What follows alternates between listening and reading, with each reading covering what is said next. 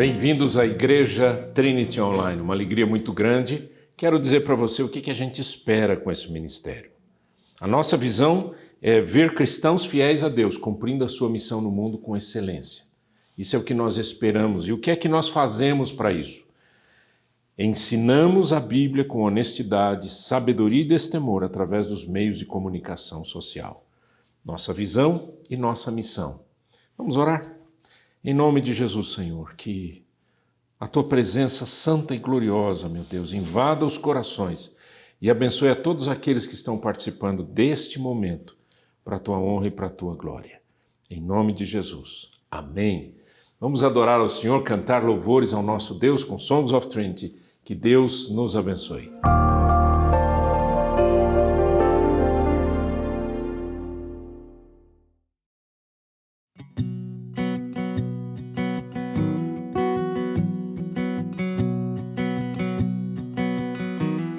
Estamos aqui, Espírito vem, reunidos, Espírito vem, em Teu nome, Espírito vem, nos encontrar,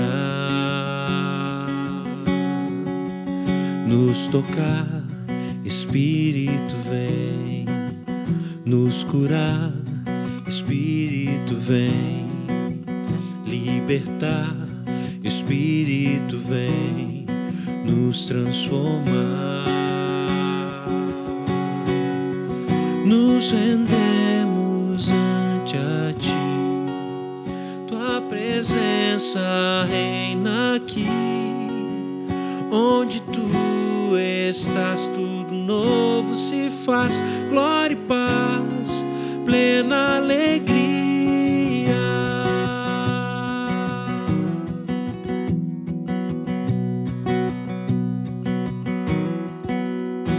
Exaltamos, Espírito vem, te adoramos, Espírito vem, glorificamos, Espírito vem, o Pai revelar,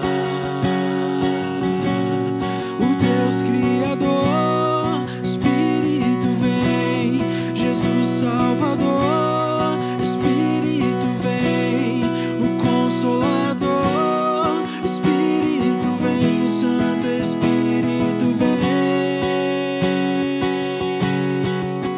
Nos rendemos ante a Ti, Tua presença reina aqui, onde Tu estás, tudo novo se faz, glória e paz, plena alegria. Nos rendemos ante a Ti, Tua presença reina aqui, onde Tu estás, tudo novo se faz, glória e paz, plena alegria.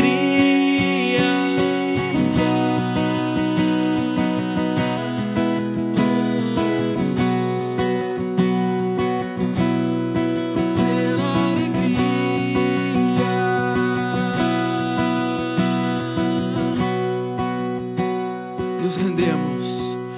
Nos rendemos ante a Ti, Tua presença reina aqui, onde Tu estás, tudo novo se faz, glória e paz, plena alegria. Nos rendemos ante a Ti, Tua presença reina aqui, onde Tu estás, tudo novo se faz, glória e paz, plena alegria.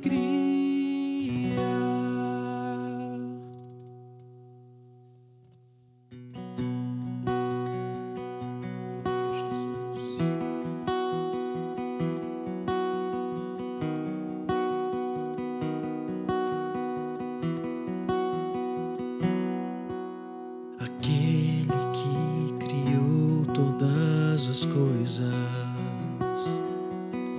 é o mesmo Deus que está aqui para me falar.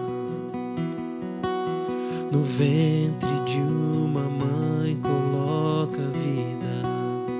Ele é Deus, o Deus que faz sinais e maravilhas. É o mesmo Deus que está aqui para me curar.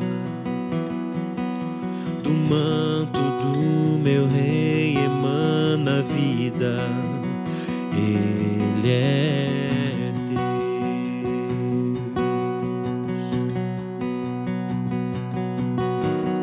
É preciso crer no Deus da Bíblia, pois Ele é o mesmo Deus e sempre há de ser.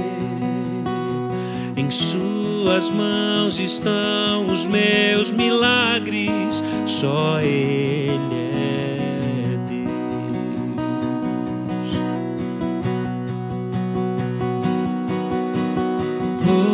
Hoje eu verei milagres e o impossível vai acontecer, pois o Deus do impossível faz o impossível, faz o impossível. Hoje eu verei milagres e o impossível vai acontecer, pois o Deus do impossível faz o impossível, faz o impossível.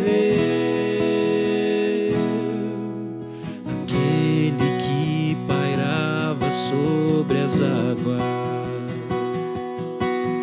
é o mesmo Deus que está aqui para transformar. Derrama sobre nós o seu Espírito. Ele é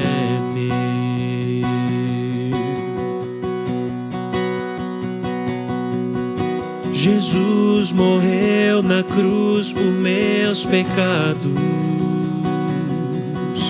ressuscitou e vivo para sempre estar.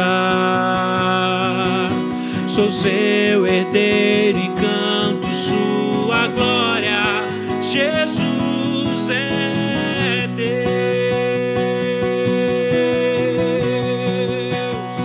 Aleluia. Hoje eu verei milagres e o impossível vai acontecer, pois o Deus do impossível faz o impossível, faz o impossível. Hoje eu verei milagres e o impossível vai acontecer, pois o Deus do impossível faz o impossível, faz o impossível. Hoje eu verei milagres. Eu sei, pois o Deus do impossível faz o impossível, faz o impossível. Hoje eu verei milagres e o impossível vai acontecer, pois o Deus do impossível faz o impossível. Ele faz, Ele faz o impossível.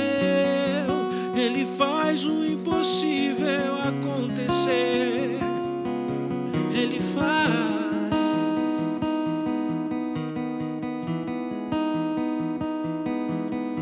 Ele faz o impossível.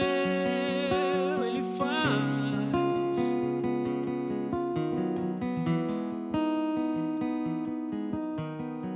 Eu queria aproveitar esse momento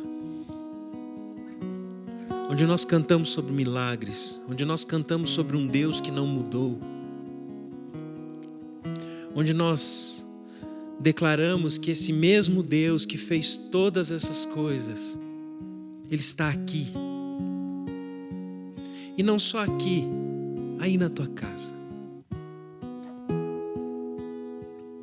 A palavra de Deus diz assim em Tiago 5,15: e a oração feita com fé curará o doente, o Senhor o levantará, e se houver cometido pecados, ele será perdoado.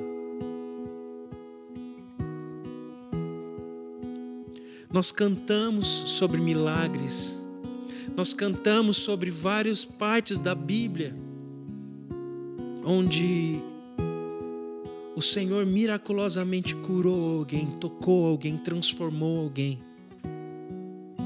E a fé vem pelo ouvir e ouvir da palavra de Deus. E você ouvindo essa música, eu sei que você ouviu a palavra de Deus, porque ela foi cantada.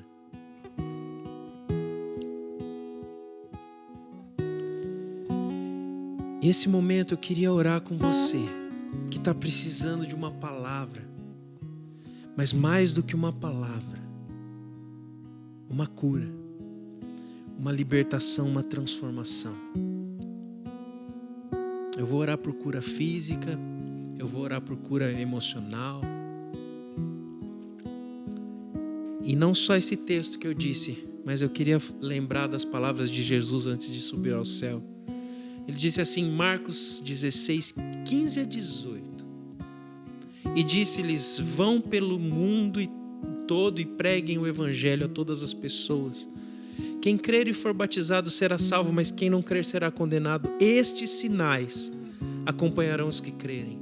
Em meu nome expulsarão demônios, falarão novas línguas, pegarão em serpentes e se beberem algum veneno mortal não lhes fará mal nenhum. Imporão as mãos sobre os doentes e estes ficarão curados. Nesse momento a gente está de uma forma remota. Eu não estou perto de você para impor as mãos sobre você e orar. Mas eu creio no poder do Espírito Santo de Deus. Aquele mesmo Espírito que ressuscitou Jesus dos mortos. Eu clamo para que Ele esteja aí na tua casa agora, nesse momento. Em nome de Jesus Cristo, eu te peço, Jesus poderoso, que o Senhor possa curar as pessoas que estiverem assistindo esse vídeo. Eu não sei o que elas têm, se é uma cura física, se é uma cura emocional, se é uma cura espiritual, a necessidade que eles têm, mas Tu sabes mais do que ninguém. E eu, como alguém que é participante, que tem cooperado para a obra de Deus nessa terra, e entende que o Senhor cumpriu tudo naquela cruz. Inclusive o Senhor levou sobre si todas as nossas enfermidades. E se tem alguém assistindo agora que talvez esteja desenganado pelos médicos, não tenha o diagnóstico correto, o Senhor sabe. Eu te peço que o Senhor possa curar nesse momento em nome de Jesus Cristo. Cura, Senhor. Faz um milagre, porque o Senhor não mudou, o Senhor continua o mesmo. O Senhor é o Deus Todo-Poderoso. Cura, Pai. Se alguém está com depressão, eu expulso agora, no nome de Jesus Cristo, todo espírito de maldade, toda depressão. Eu posso chamar pelo nome, eu ficaria aqui várias horas falando os nomes, mas eu não preciso falar de nomes do tipo depressão, as doenças, né? Eu creio no poder de Deus e eu tenho um nome para falar que é sobre todo nome, que é o nome de Jesus Cristo. É o nome de Jesus Cristo, aquele que pode tudo, aquele que pode tudo. Jesus, cura, vem com a tua cura, em nome de Jesus. Amém. Amém.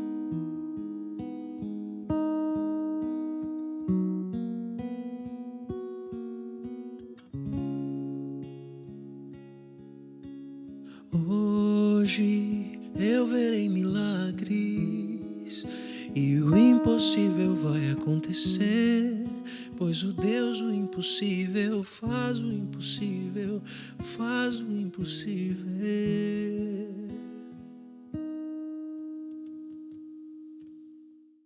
O tema da nossa mensagem hoje é a sociedade depravada.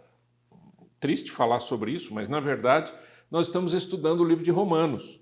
E o livro de Romanos é extremamente importante para quem quer conhecer a doutrina cristã. Ele responde a uma série de perguntas.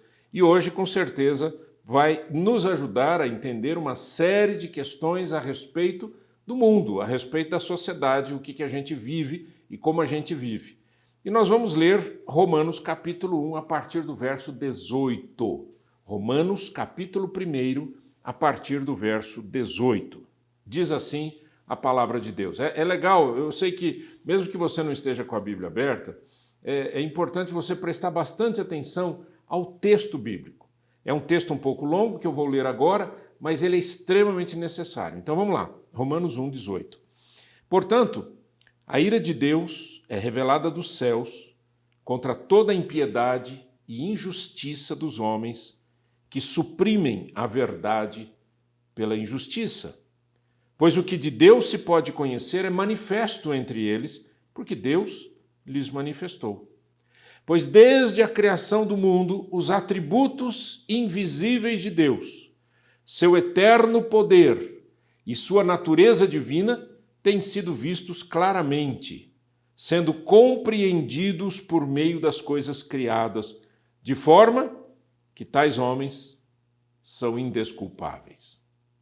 Porque, tendo conhecido a Deus, não o glorificaram como Deus, nem lhe deram graças, não lhe renderam graças, mas os seus pensamentos tornaram-se fúteis e o coração insensato deles obscureceu-se.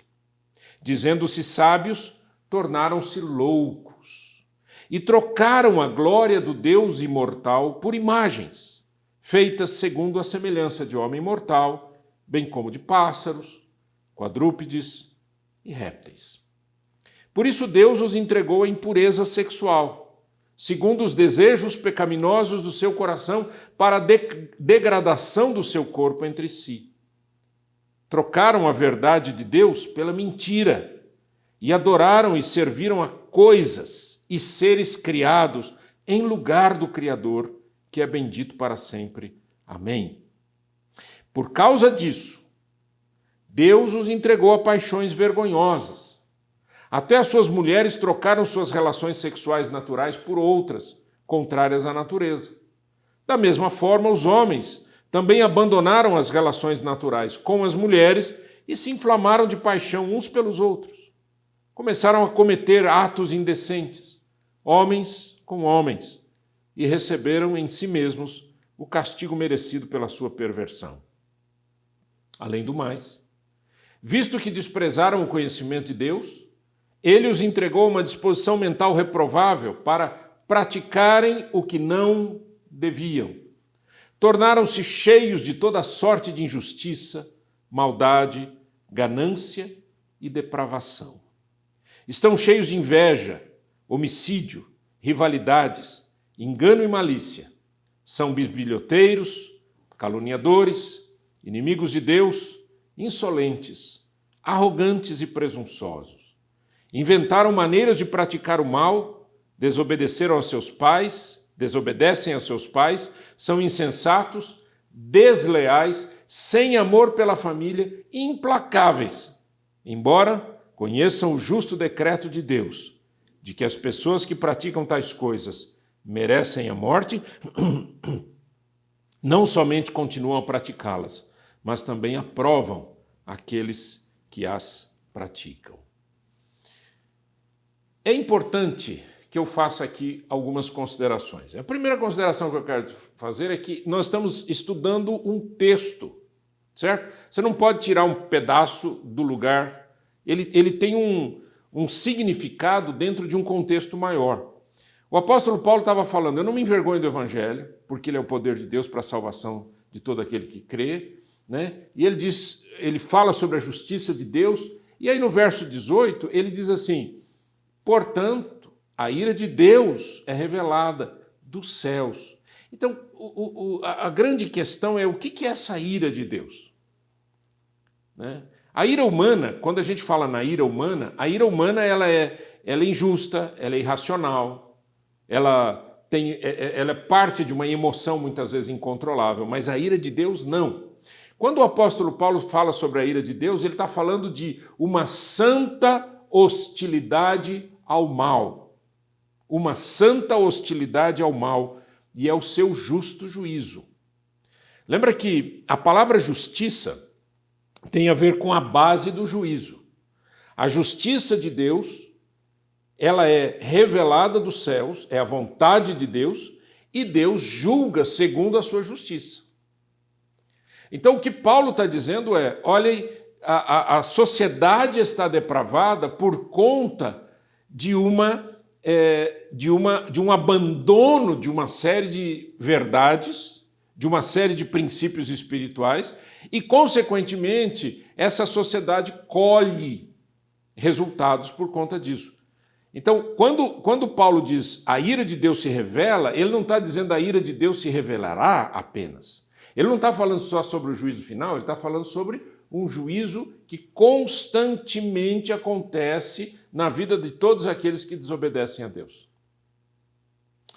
Todo pecado é uma desobediência à vontade de Deus, certo, gente?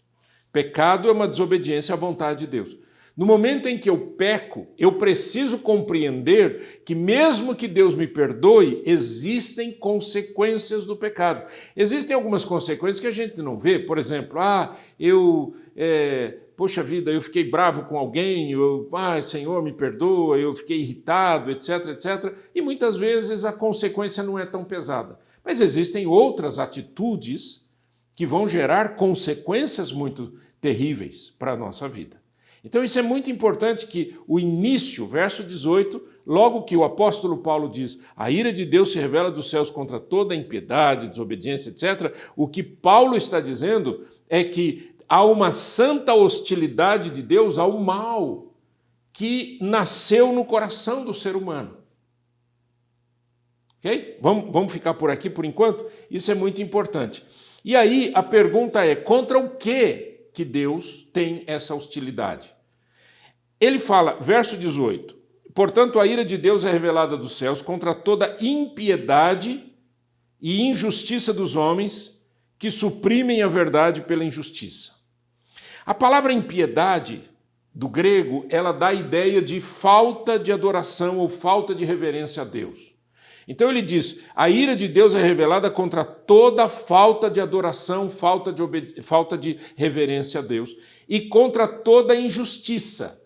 A palavra injustiça, adikia do grego, que dá a ideia de algo que é contrário a tudo aquilo que é justo, tudo aquilo que é reto, tudo aquilo que é correto.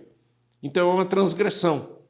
Essa injustiça nada mais é do que uma transgressão. Não é só injustiça no sentido de a pessoa está sendo injusta porque ela não está atuando com justiça, mas ela não está atuando com retidão. Essas duas palavras aqui, elas nos mostram algo interessante, que em primeiro lugar, as pessoas a quem, ele está falando da sociedade de um modo geral, elas vivem para si e não para Deus. Então a ira de Deus vai se revelar contra tudo aquilo que é contrário a Deus, tudo aquilo que é contrário à vontade de Deus, tudo aquilo que é uma perversão humana, quando os seres humanos se colocam como deuses de si mesmos e da sociedade. Isso fica muito claro nesse texto. No verso 19 diz, pois o que de Deus se pode conhecer é manifesto entre eles porque Deus lhes manifestou. Como que Deus se manifestou? E aí ele diz no verso 20, pois desde a criação do mundo, os atributos invisíveis de Deus, seu eterno poder e sua natureza divina, têm sido vistos claramente, sendo compreendidos por meio das coisas criadas, de forma que tais homens são indesculpáveis. Ou seja, a sociedade é indesculpável por quê? Porque mesmo que alguém não tenha ouvido a respeito da verdade de Cristo, ouvido o evangelho como ele deve ser pregado, as pessoas veem na criação os atributos invisíveis de Deus. Okay? Então, essa atitude contra a revelação de Deus, ou até contra que outras pessoas conheçam a revelação de Deus, é uma atitude também que gera a ira de Deus. É uma resistência a saber quem Deus é. Por isso que o texto bíblico diz, tais homens são indesculpáveis. Deus se revela à humanidade desde sempre. Desde sempre. O Salmo 19 diz, os céus manifestam a glória de Deus.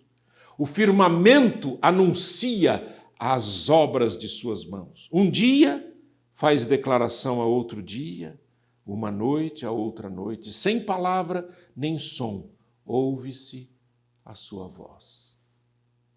Incrível! A revelação de Deus através das coisas criadas. E os seres humanos fizeram o quê? Ao invés de darem glória a Deus pelo Criador que Ele é, passaram a adorar a criatura ou a criação. Então você vê na história da humanidade, as pessoas começam a falar em Deus e logo partem para a idolatria. Vocês já perceberam isso? Não.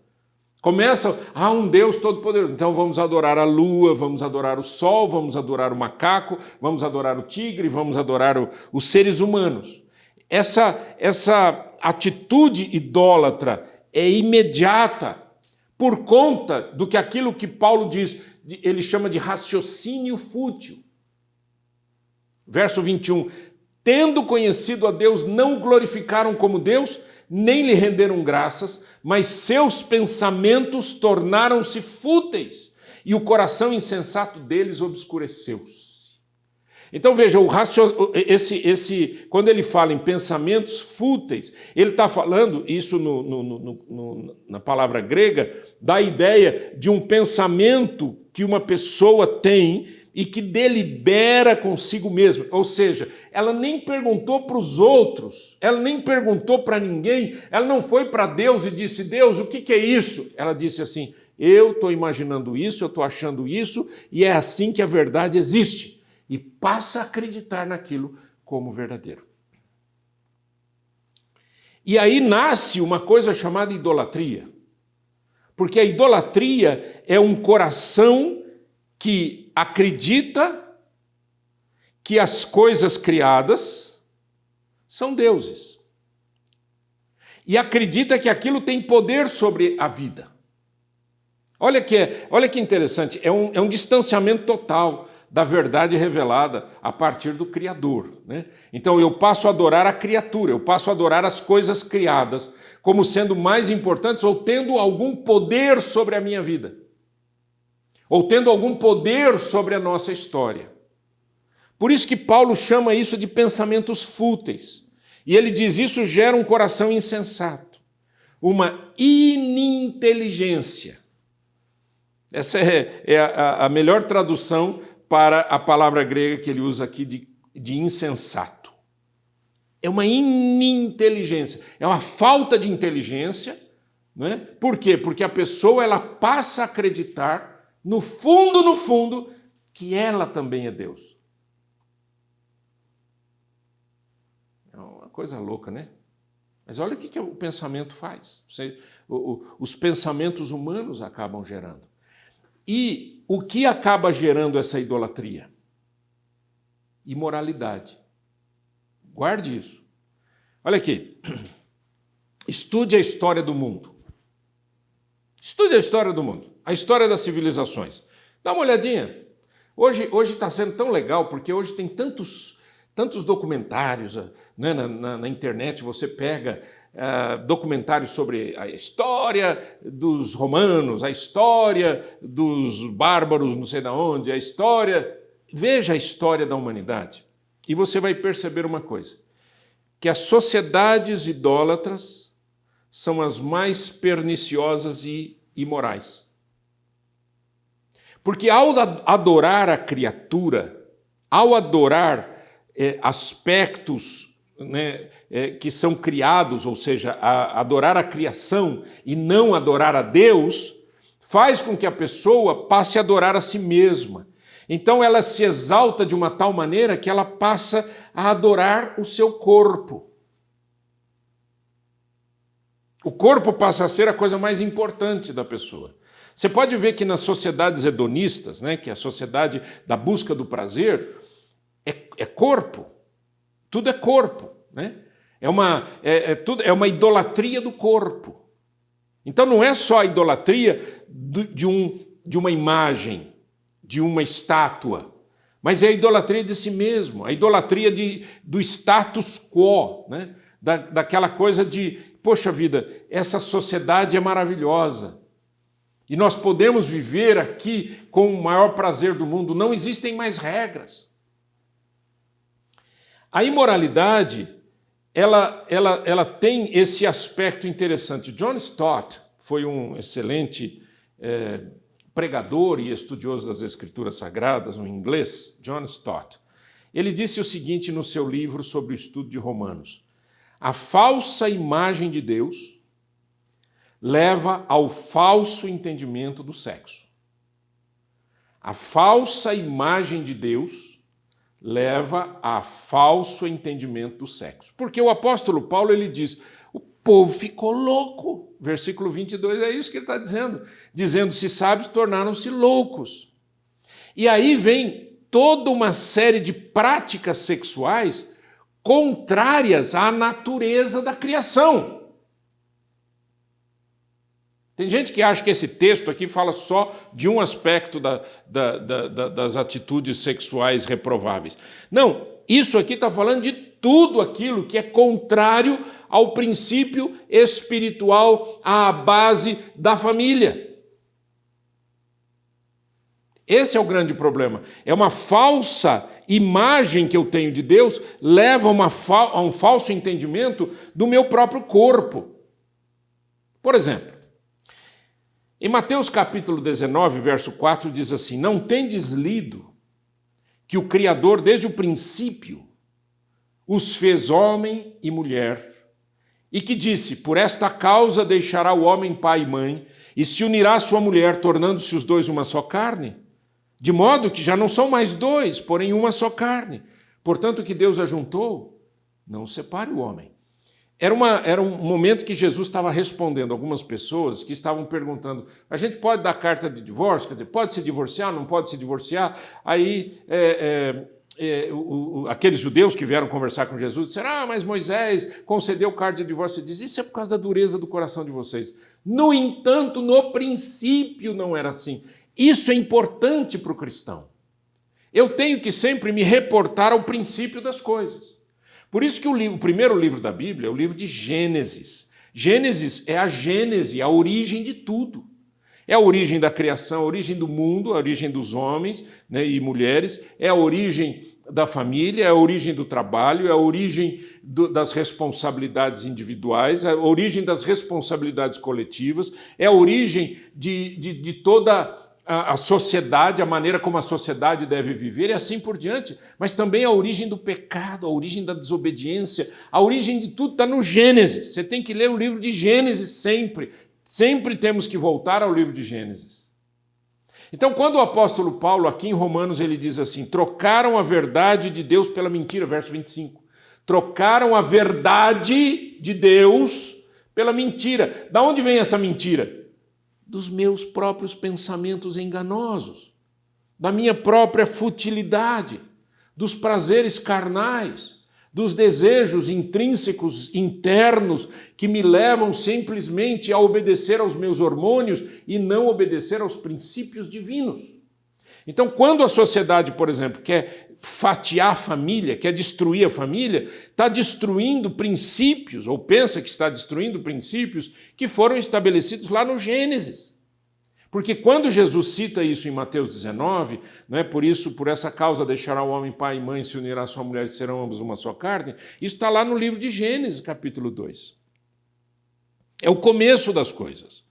O próprio Senhor Jesus cita o livro de Gênesis para nos ensinar que a gente sempre tem que voltar ao princípio. Qual é o princípio das coisas?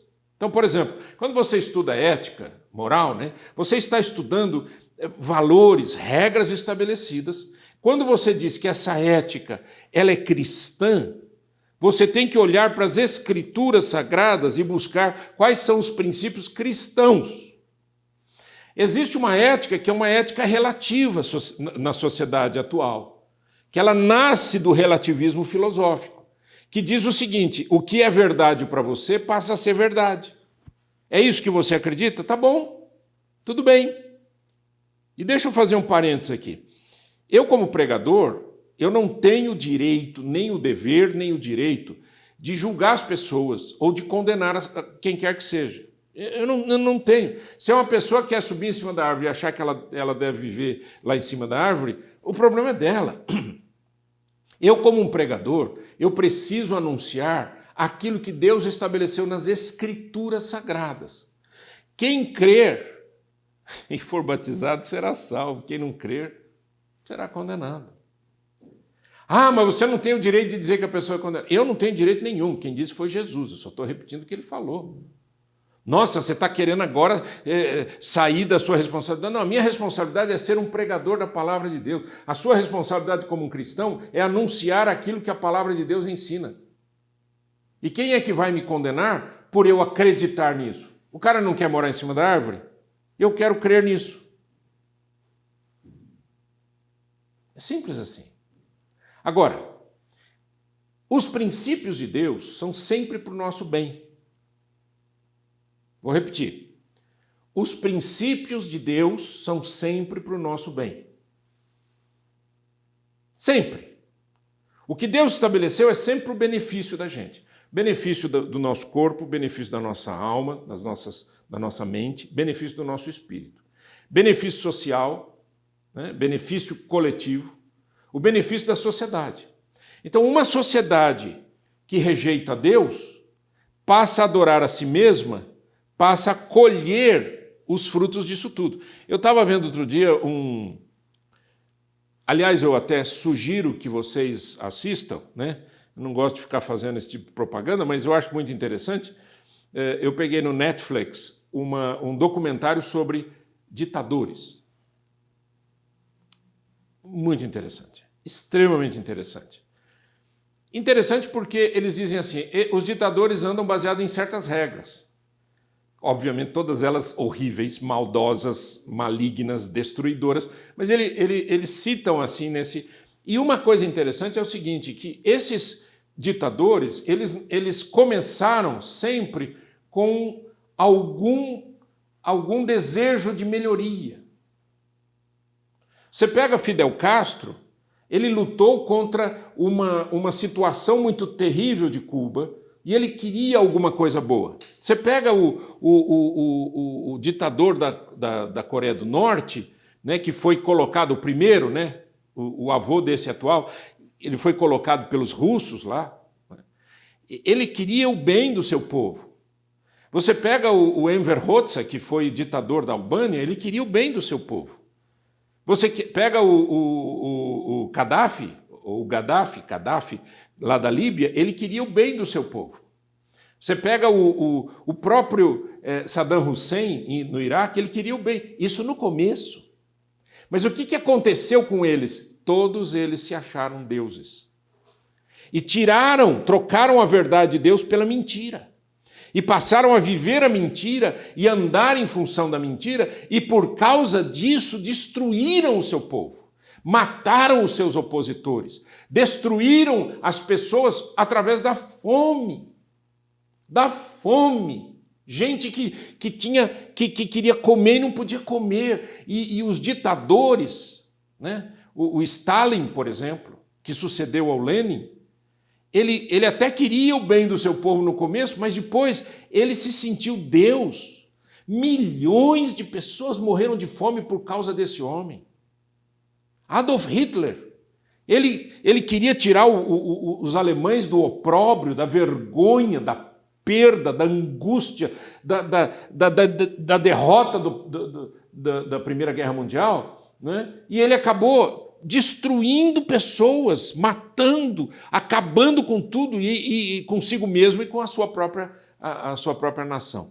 Então veja que tudo isso mostra exatamente o que está aqui no versículo 25. Trocaram a verdade de Deus pela mentira e adoraram e serviram as coisas e seres criados em lugar do Criador, que é bendito para sempre. Além do mais, verso 28, visto que desprezaram o conhecimento de Deus, ele os entregou uma disposição mental reprovável. Deixa eu explicar isso. Tem gente que lê um texto como esse e diz assim, eu não estou entendendo, Deus entregou eles, então Deus é que fez eles pecarem? Não. A ideia é a seguinte, Deus estabelece a sua vontade, a sua justiça, e ele diz, aqui está a minha vontade. Aí a pessoa diz, eu não quero a tua vontade. Ele diz, então faça o que você quiser.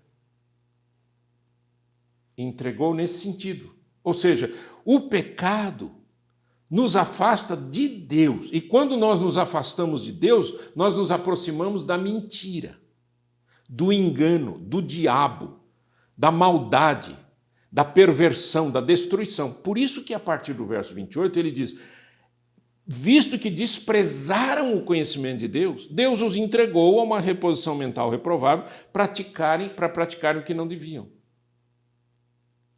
Então, além da prática da imoralidade, eles passaram a praticar o quê? Olha o verso 29, olha que incrível isso.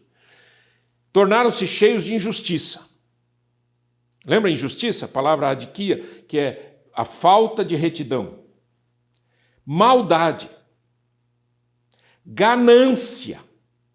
Depravação em todas as áreas. Depravação não é só sexual. Existe a depravação moral, a depravação da sociedade, a depravação dos princípios familiares, a depravação da estrutura social. Nós vivemos num mundo hoje em que a mentira e a verdade elas se confundem. Por quê? Porque as pessoas não sabem mais o que é certo e o que é errado, não sabem o que é verdade e o que é mentira, porque elas acreditam que a verdade é aquilo que elas acreditam ser verdade. Mas existem princípios que extrapolam, inclusive, a própria religião e são verdades absolutas na história da humanidade. E as pessoas vão rejeitando, vão quebrando com tudo isso. Não é?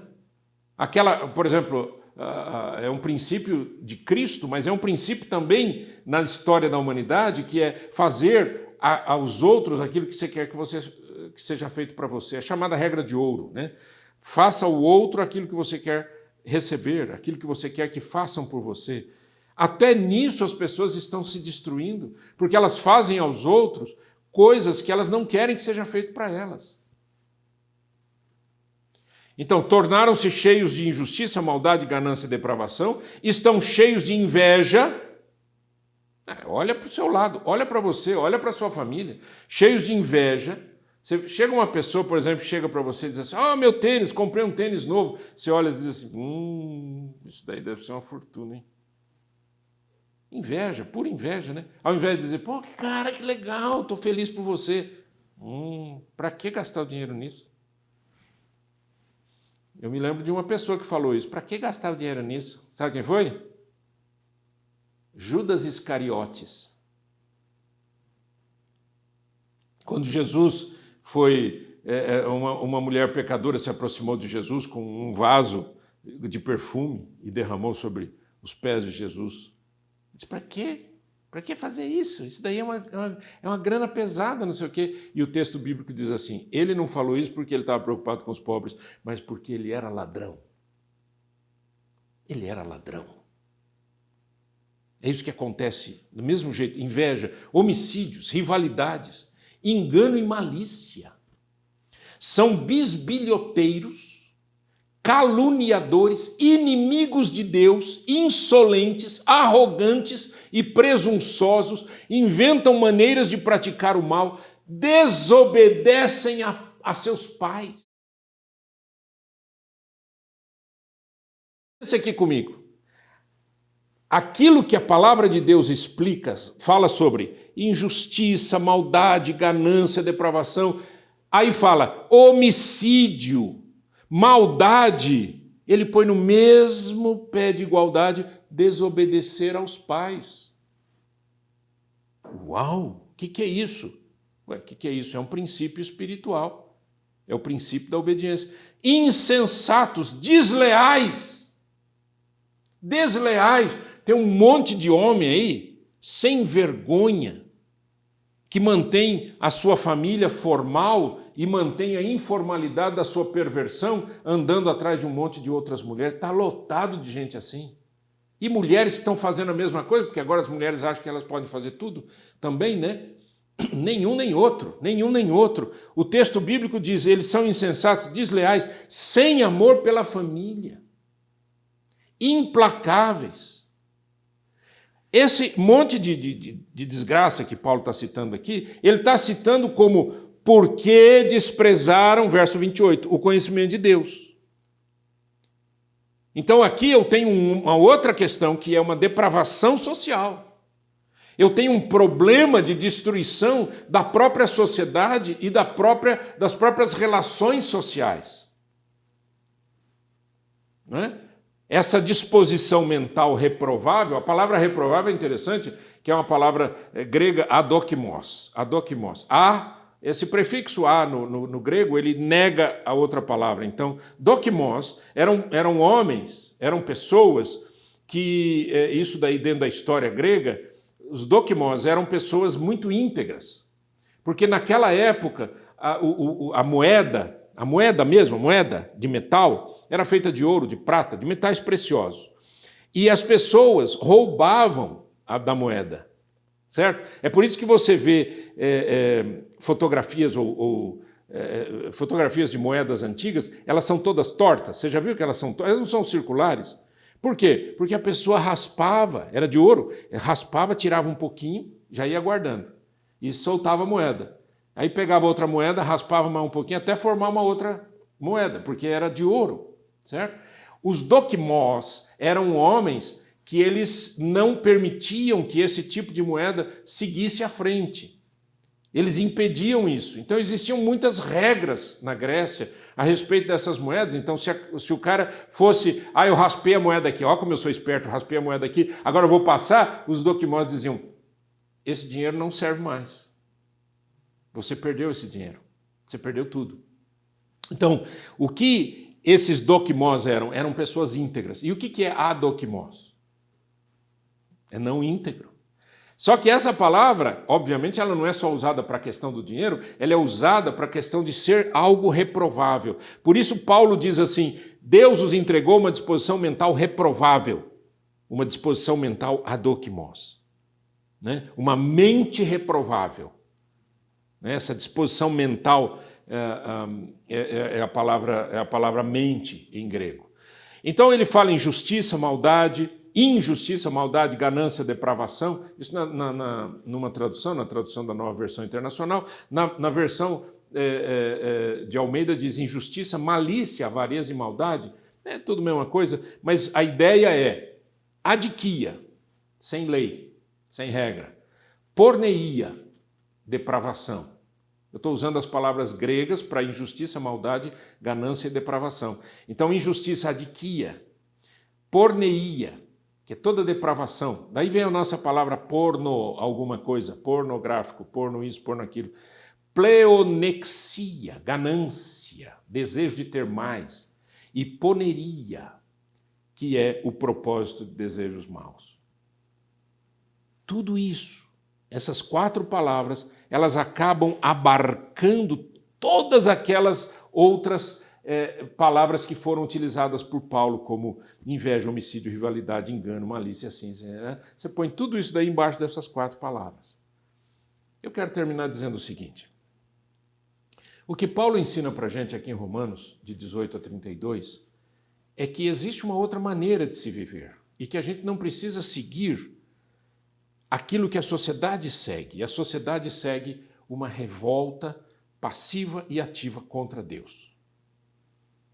No momento em que eu digo, Senhor, Tu és o meu Senhor, e eu reconheço que o Senhor enviou Jesus Cristo ao mundo para morrer em meu lugar, eu estou me submetendo a essa verdade.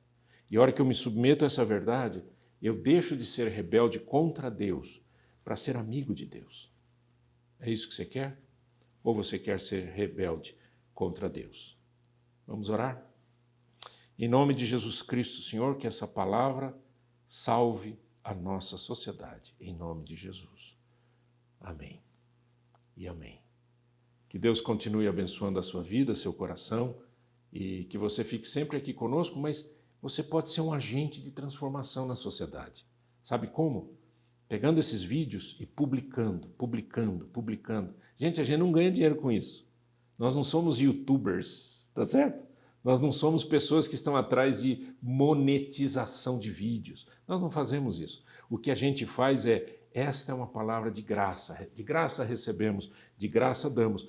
compartilhe esses vídeos. Se inscreva onde a gente tiver, canal do YouTube, entra na nossa plataforma itrinity.tv.br para os vídeos inéditos, itrinity.tv.br, e acompanhe a gente e leve essa mensagem para frente, em nome de Jesus. Um beijo para todo mundo, que Deus nos guarde, nos abençoe.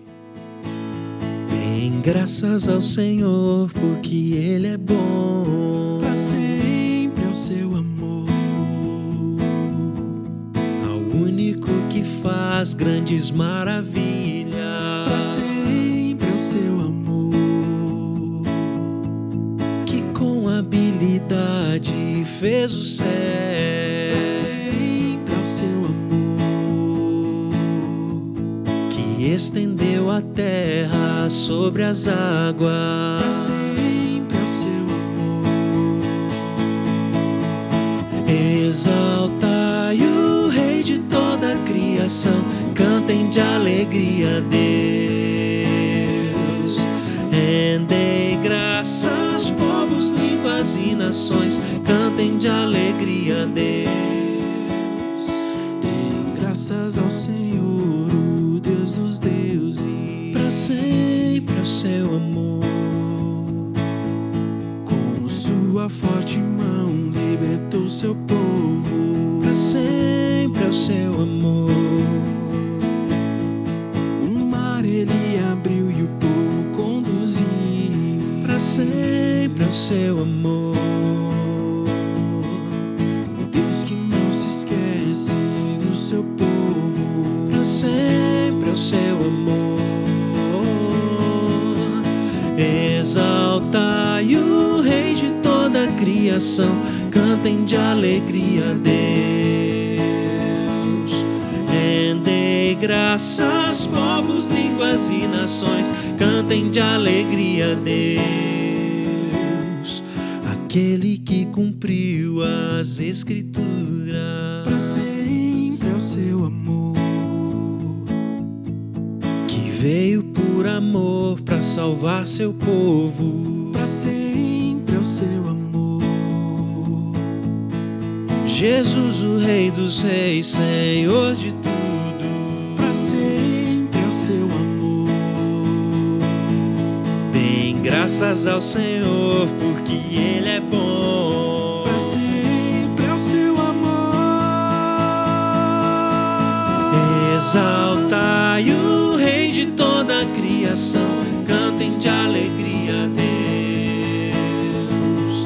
Rendei graças, povos, línguas e nações, cantem de alegria a Deus.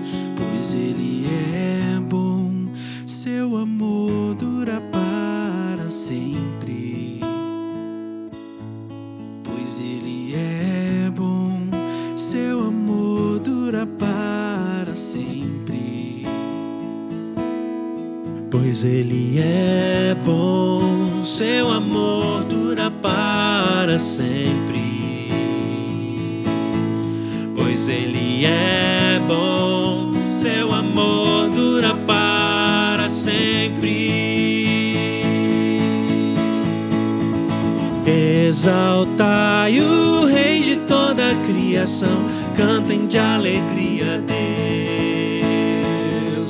Rendei graças, povos, línguas e nações, cantem de alegria a Deus.